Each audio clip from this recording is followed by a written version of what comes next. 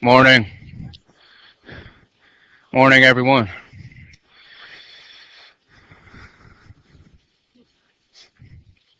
I'd like to get started in about a minute or so. People trickle in slowly. This is the class that I grew up with. We all arrived at the island at the same time. Special bond between you and I.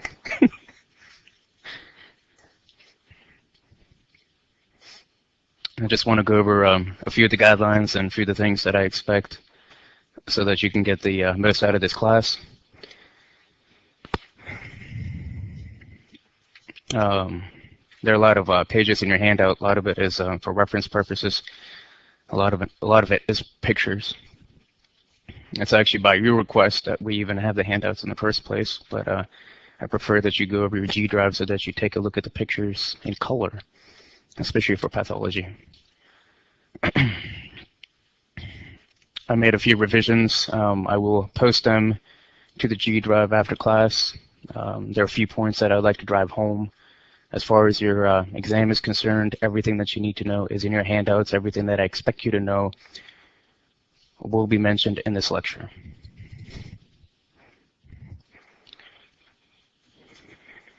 If you wish, you may log on to Turning Point.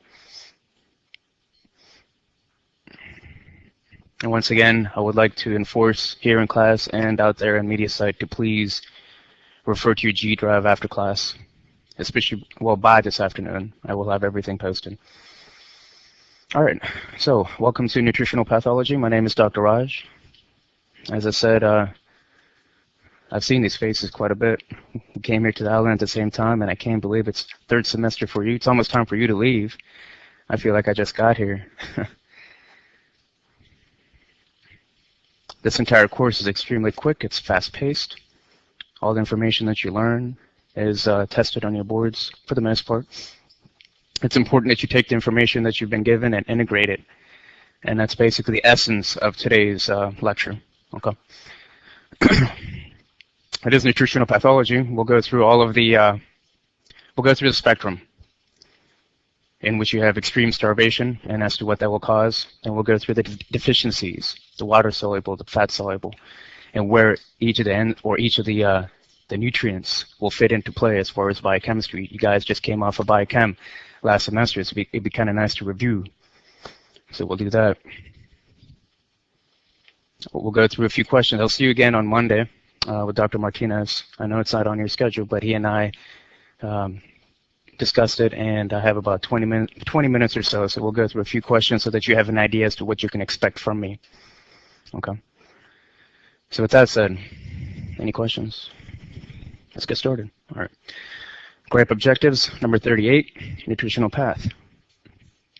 At times when you feel as though that you are tiring and getting bored, that's okay. It's perfectly normal. That's why I'm here. I'm your crutch. Okay. I'm going to get you through this. It'll be okay. Just take a deep breath. Let's do this. All right. Objectives. Malnutrition. We'll talk about primary malnutrition. Talk about a few secondary malnutritions. Marasmus, kwashiorkor. I emphasize marasmus and kwashiorkor so that you know the difference between the two. All right. Malnutrition here, it's part of a spectrum. And we'll go through that spectrum. It all makes sense. Nothing here is to memorize. Everything that you've learned in the past 2 semesters will come together. It's a story. That's what medicine is. It's a beautiful story. I was granted my MD a couple of years ago, wanted to teach, and here I am. I've been given a wonderful opportunity under the tutelage of Dr. Katropa. Without this, I know it would not be possible. Instill the confidence or whatnot. So you have a great mentor. Oh, we'll talk about fat-soluble vitamins, ADEK, A-D-E-K. We'll go through those. Talk about malabsorption, why you even lose them in the first place, and what the manifestations will be. We shall go through water-soluble vitamins. We will compare and contrast. We'll do that quite a bit because there are many signs and symptoms that you see in patients in which you need to find out what's going on. In order to do so, you have to understand as to what each of these vitamins are responsible for. So we'll do compare and contrast. We'll do vitamin K and vitamin C. We'll do marasmus and kwashiorkor. We'll do vitamin B12 and folate. Okay. And then vitamin D deficiency and vitamin C deficiencies, how that will present in a patient. or the young patients, or the elderly patients. Obesity. Okay, we'll go through that rather quickly, and especially now, there's a particular slide that I would like for you to tell me as to what's going on. So I don't know if we're going to get there today, but we shall get there. All right, so primary, secondary, marasmus, kwashiorkor. Everything's pretty much highlighted in here. Bookstore. Does a cup of coffee look familiar? Trying to figure out as to whether or not it's pros and cons. That will not be tested, by the way, so please don't worry. Here, once again, obesity. Emphasize that. Anorexia nervosa, bulimia, those are more, I'm not going to go into detail about that at all. This is the only place that you'll see it. And it's basically self-induced diets or whatnot. And that's all I'm going to say about it. But I will spend time with obesity.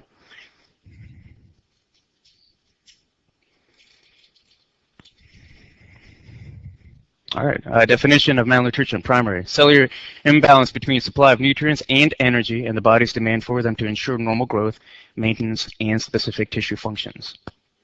Okay, pretty straightforward. Definition, which is standard. Can you all hear me back there? You guys good? All right. Energy, you know, carbs, protein, fat. Okay. We'll go through specifically protein when we speak of kwashiorkor, and we'll talk about lipids or fats when we do fat-soluble vitamins, obviously. Building blocks, essential, non-essential. If you do essential, does that mean your body can, is it de novo synthesis? Can your body synthesize anything that's essential? Or do you have to get it from an external source? Yeah, exactly. All right. Your body cannot synthesize. It's essential, however, and you need to get it from exogenous sources. Okay, that's essential. And you know, you've learned your essential amino acids. There are different mnemonics out there. Make sure you know those well, how each one of those will fit into path and biochem. And then you have non-essential. Those are the ones that you can actually produce. Vitamins, minerals. Minerals, not so much. We'll do a little bit. But as far as your vitamins, we'll see that it has quite a role as far as coenzymes are concerned. All right, so for secondary, also known as conditional, you have malabsorption. Acquired would be rather infectious, alcohol. Inherited, possibly autoimmune disease such as pernicious anemia. Impaired nutrient storage, anemia of chronic disease, hepatitis. Hepatitis, why? Because your liver stores quite a bit of nutrients, proteins, and stuff like that. So destroy your storage source, that's a problem. Specific drug therapies, methotrexate, diet, or folate reductase inhibitor. Increased need for nutrients, childhood, pregnancy, lactation, that all makes sense. Increased metabolic needs, correct? See if you increase any one of those. Total parenteral nutrition, that you have to be a little careful of. You know, give a patient who comes in and you're giving them TPN, you have to make sure that you supplement whatever they might be missing. All right, malnutrition in the U.S., ignorance, iron deficiency. Well, you've heard of Materna, prenatal care. Materna is a multivitamin focused on giving what? Iron and folate. Okay, so iron deficiency. Rice diets. If it's strictly a rice diet, you're looking at a patient who possibly might be deficient of what? What do you think? Which vitamin? Not so much niacin. B1, thiamine. Okay, bless you. Iodine deficiency. If you're in a third world country, Southeast Asia, Africa, whatnot, and you're away from the ocean, you're deficient in salt. Our salt is iodized, right? So we don't have to worry about this so much. But iodine deficiency. Chronic alcoholism, combination, a bunch of things. Dietary deficiency, impaired GI absorption, right? It prevents absorption of folate, possibly.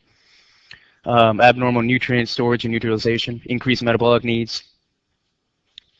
And then also with alcohol, deficiency of vitamins. So we'll see this in a little bit. Acute and chronic illness. Don't forget about burns. Burns, you'll lose protein. All right, so don't worry about that one. Don't forget about that one. Sorry, do worry about that one. Self-imposed dietary restriction. Only other place, once again, that you'll see it. Body dysmorphic disorder, anorexia, bulimia. All right, let's get to some good stuff. You see pictures here. I like art quite a bit, and at this stage of my life, I actually would like to enhance it further. So I try to make things as appropriate as possible. So I thought this was rather interesting. Malnutrition, okay. You have a spectrum, and that spectrum basically is this. Please pay attention. If it's marasmus, okay, you're looking at total, absolute malnutrition. Everything. Okay, you're talking about more of a somatic compartment. If you're talking about somatic compartment, what do you think we're talking about? Are we talking about organs or are we talking about muscle? Listen to the word. Think about the word somatic. It's yes, exactly. It's more somatic in nature. Okay. So if it's total malnutrition that you're suffering from, and it's somatic compartment that you're taking it away from, all right, it's a malnutrition in which this particular patient is going to look so incredibly scrawny, extremely skinny. Okay, you've lost muscle mass. So think of that. Think of that. Marasmus, somatic compartment, total malnutrition. Now, if it's kwashiorkor, if you want to make it easier, if you don't want to memorize, orkor will be in reference to not total malnutrition, but more or less protein malnutrition. Okay, there'll be protein malnutrition. If you lose your protein, if you don't have protein, think of all the things that this could result in. If you don't have protein, what type of edema are you going to have? Transudate or exudate edema? Transudate. You're going to have pitting edema. You don't have the protein. You don't have the protein. If you don't have the protein, you're going to have pitting edema. What is your liver going to look like? Fatty. Excellent. Why is it going to be fatty? I don't want you to memorize that. I need you to understand that. Excellent answer, by the way. If you don't have the protein, what do you need? What type of protein do you need so that you can ship off that fat, that lipid? Apolipoprotein, stuff like that. Protein, apolipoprotein. Yeah. If you don't have the apolipoprotein, you can't ship off the VLDL that's coming to it. The fatty acids that are coming to the liver. Remember biochem? If you can't ship off those apolipoproteins, what kind of liver are you going to have? As we said, a fatty liver. So you expect hepatomegaly. Is that seen in kwashiorkor or is that seen in marasmus? Kwashiorkor. And that's the point I'm trying to get at. Don't forget as to what we're talking about. And I'll keep reminding you, don't worry. All right. So before the beginning of years, there came to the making of man, time with a gift of tears, grief with a glass that ran, pleasure with pain for leaven, summer with flowers that fell, remembrance fallen from heaven, and madness risen from hell, strength without hands to smite, love that endures for a breath, night, the shadow of light, and life, the shadow of death. In the beginning, just make sure that you take care of your babies well. Balance. Balance, nitrogen balance. Remember that? Where did you hear about nitrogen? When you hear about nitrogen, I want you to think of it as being synonymous with protein. Okay. But where is that nitrogen? How is that nitrogen being excreted? In the form of what? Anyone? Urea. Yes. Urea. Not eureka, but urea.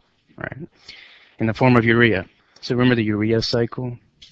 And I want you to know, I need you to understand this as you go through this. We talk about when you go and review urea cycle and all that stuff, just make sure that you know as to what part of the cell all that stuff is taken care of. All right, that's extremely important. I'll mention it here as a reference slide. Anyhow, so there's 10 essential amino acids. Of course, these are the amino acids that you can produce. These are the ones that you need from exogenous sources. They're essential, however. Arginine, you've seen that with nitric oxide. Histidine, histamine, lysine, we'll see that here. Hydroxylation is so incredibly important for collagen synthesis. Phenylalanine, PKU, you've seen that. Threonine, isoleucine, leucine, methionine, of course your methionine methyl donor, stuff like that. SAM-IAM. Tryptophan, valine. All right, so here, elimination of nitrogen, what I'd like for you to focus on is transamination, because we are doing nutrition. Okay. With transaminations, what do they do? It's a way that you can excrete your nitrogen. They're going to take your proteins, and you have transamination. We'll talk about a cofactor, particularly pyridoxine phosphate or vitamin B6, one and the same. And it can be presented to you either way, so please make sure that you know both names. All right, B6, pyridoxophosphate. All right, so here, as we're speaking of proteins and speaking of B6 and transaminases, let's put everything together. Alanine, you know, that goes into the pyruvate cycle. Okay. Point being is it's part of an aminotransferase. I'm not going to go into details here. You should know most of this, if not all.